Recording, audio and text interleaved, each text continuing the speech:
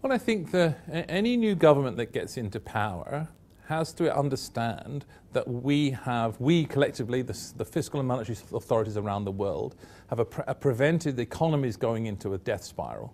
So that's the fear that we've had. We're still in a very deep recession, the worst recession we've had in post-war times. It's the greatest financial crisis in 100 years, and it's stimulus that's keeping us going. So if you remove stimulus in a recession, the danger is you can turn it into a depression.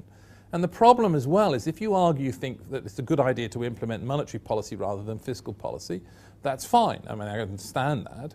But you do that at a time, for example, you say, oh, interest rates are at 10%, we're going to cut public spending, lower interest rates down, and use that as our tool to stimulate the economy. But you can't go any lower on monetary policy. Interest rates are as low as they can go. We're doing quantitative easing. So if you start to say we've got to balance the budget and solve the public sector debt, then you reduce the stimulus in the economy, create unemployment, and the danger is you push us over a cliff.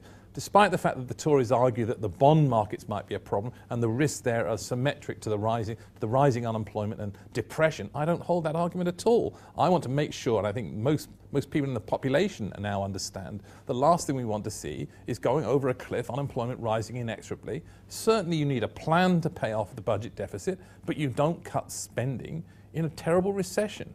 Would George Osborne make a credible Chancellor? That's a matter for the people.